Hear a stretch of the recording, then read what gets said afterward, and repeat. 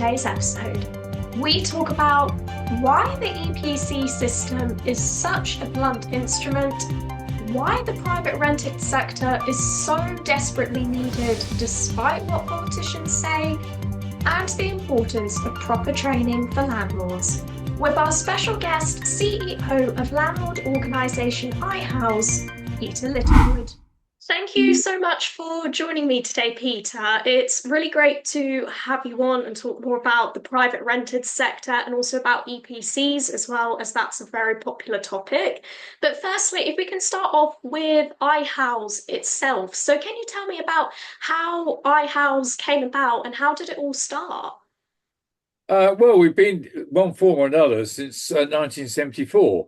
So we started in Brighton in 1974, started separately in Southampton as well.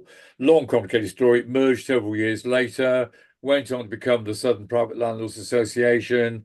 Due to a vote in 2007, merged with what was then the NLA. A lot of members said they didn't want to merge, so we restarted originally as the Southern Landlords Association, but we kept getting mixed up with the RLA and the NLA, etc. So we came on to become iHowz. I for information, how to do it, house is in a house sort of thing. So that's the sort of vague reason behind it. But we're very much we see ourselves as very much a campaigning group. Keep our members up to date and also campaigning on the issues of the day and to make our members' feelings known to those that are in charge. That's really good to hear, and we'll talk more about that as well as I know iHowz has been lobbying the government on the private rented sector. We'll talk more about that later on. But firstly, if we can start with EPCs. Now, am I right in thinking that you used to be an EPC assessor yourself? I did several years ago. When it became law in 2008, I did it then. I only did it for a few years and didn't really have the time to continue. So yes, I did. So I've seen it from that side. It's changed somewhat since then, but yes, I saw the original one. Yeah. So that'd be interesting to hear because when you're an EPC assessor, what are you actually looking out for in the property? Okay. The problem with EPC assessments on residential in particular is a bit of a blunt instrument, and it's recognized as being a blunt instrument. It has to be.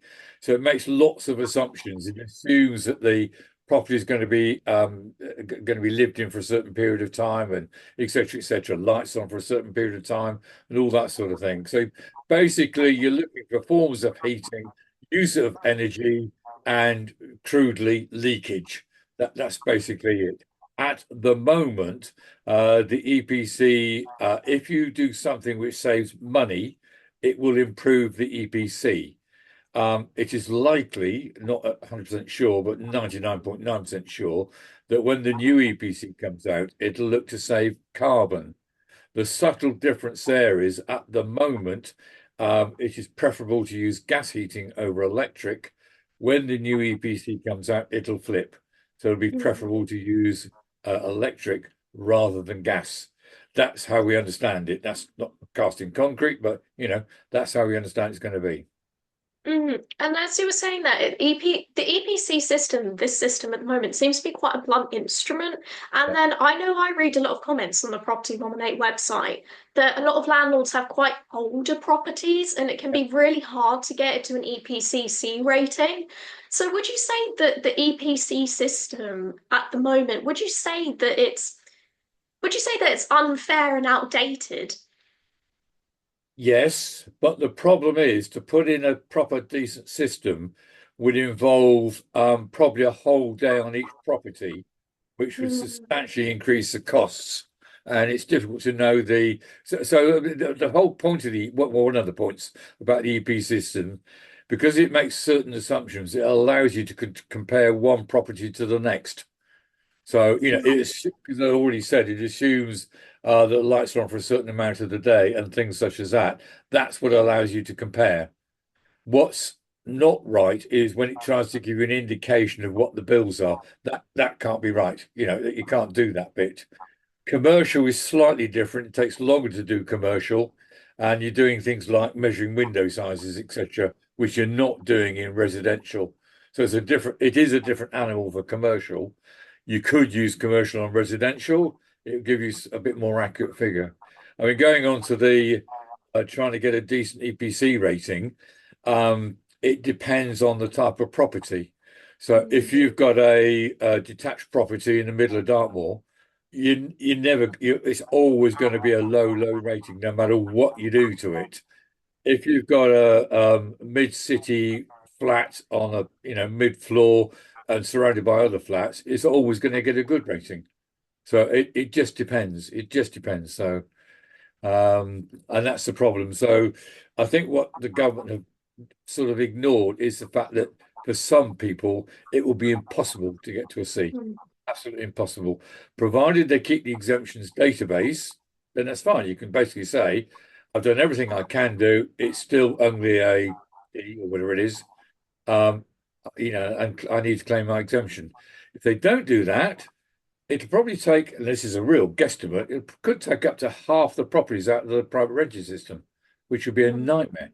Absolute nightmare. Exactly. It would be an absolute nightmare because where would people go? And as you were saying, it's basically just going to be impossible for some properties to get to a C.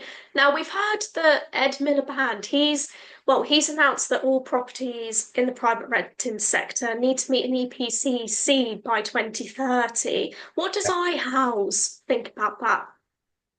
Well, our problem is I've already mentioned that there's talk about a new EPC. Mm. So I feel they're putting the cart before the horse. So in other words, if I go out today and I do up a property and put in gas boiler, etc., and then tomorrow the new EPC comes out, that will say to me, I should have put in electric heating. So they need to bring out the new EPC so landlords know what they need to do before saying this is the EPC rating. So they are putting the cart before the horse. We've written to the government several times over the last about 5 years, quite frankly, stating this. One of the problems we've had, of course, is as everybody's had, is just change of ministers all the time. Mm. It's not helped with the fact also that EPC and MEES come at a minimum energy efficiency standard, come under different departments. So that hasn't helped. So, it should be under one department. Exactly. I think it should be as well. And as you were saying, we've had these change of ministers and a change of government as well, because we had obviously the Renters Reform Bill, and that I think that was like EPCC by 2028 or something. But then obviously Rishi Sunak scrapped it.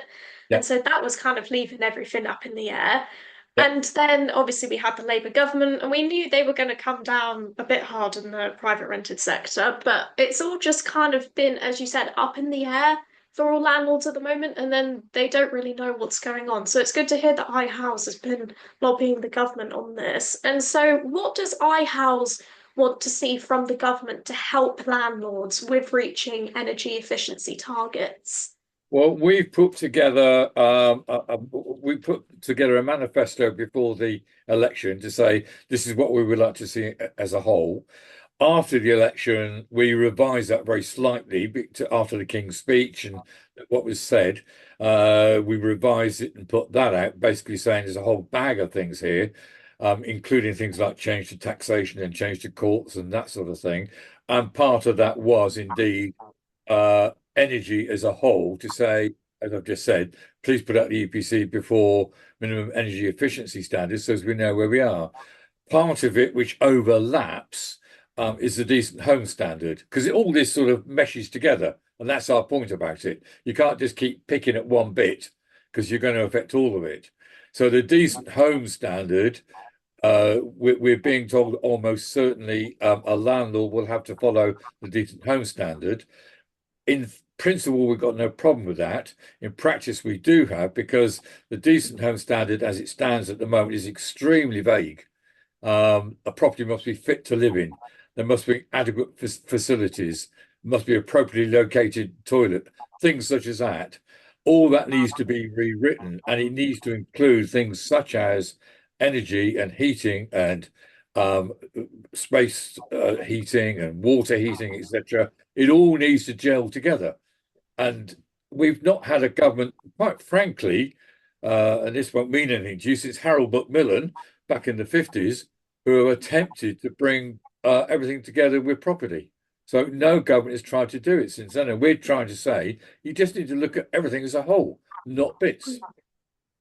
Exactly. I think you just need to look at it from the bigger picture, I think, because the government, they just kind of seem to have said, okay, here's the plan, but not actually sort of a detailed plan actually on how it can help landlords achieve these energy efficiency targets. And now, obviously, as I was saying that earlier, iHowz has been lobbying the government, and iHowz has the tenant and landlord partnership bill, and that wants to help landlords and tenants in the private rented sector to balance it out. So, how will this bill help landlords and tenants? Obviously, I know it's got I think it's got like 10 points, hasn't it, on how it wants to help the This private is rented the sector. bill that we're proposing.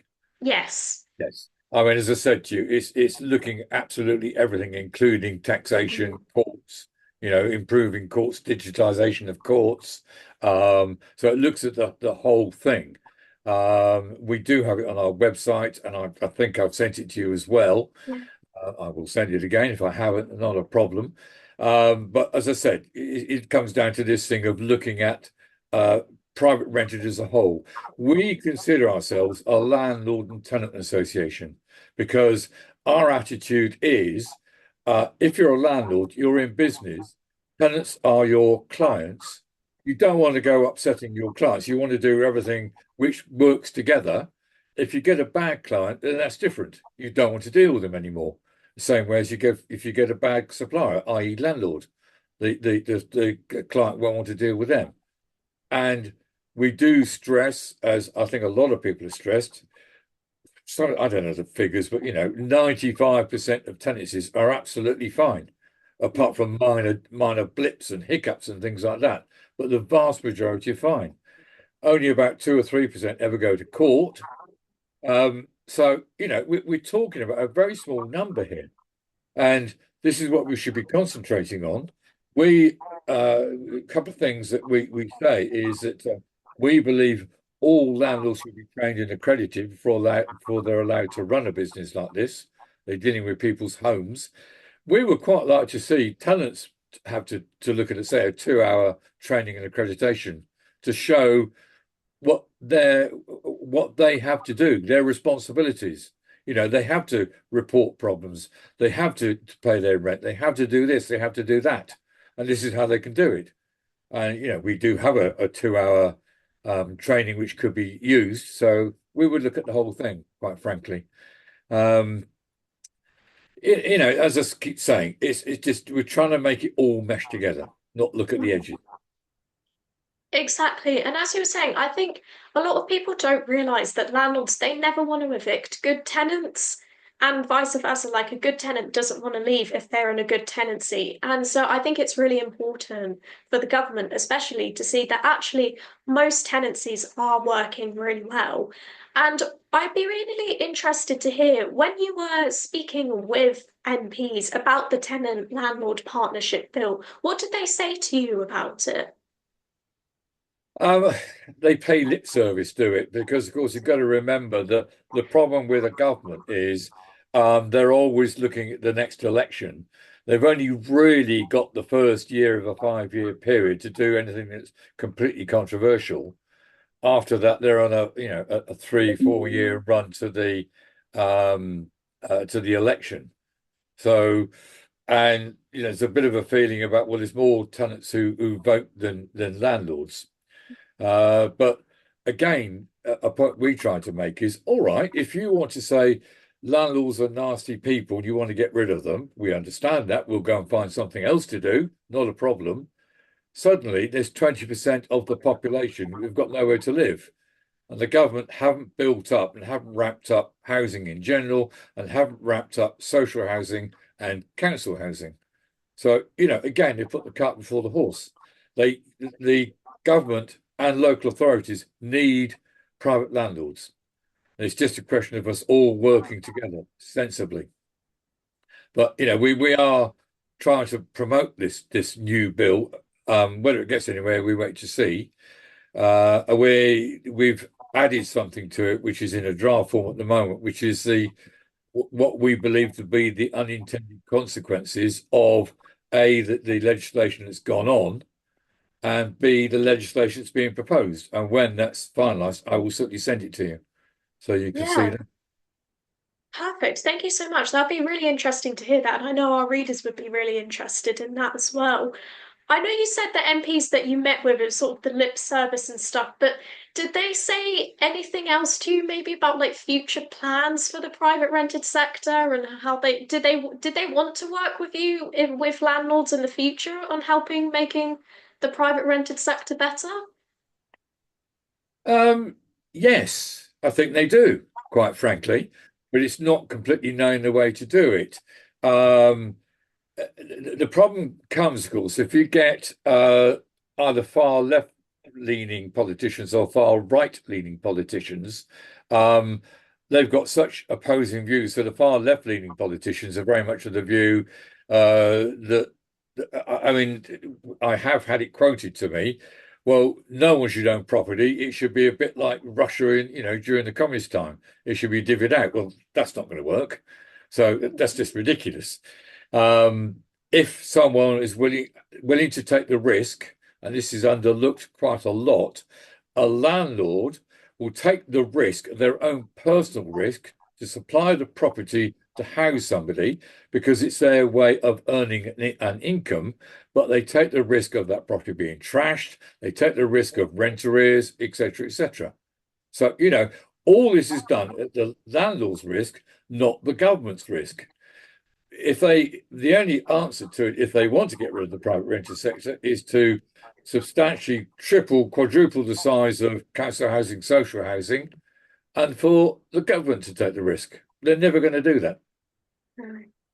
Exactly, they're not, are they? I can't believe that actually, like some politicians have said that. That's just ridiculous. They always say ridiculous things, but that actually takes the biscuit, doesn't it?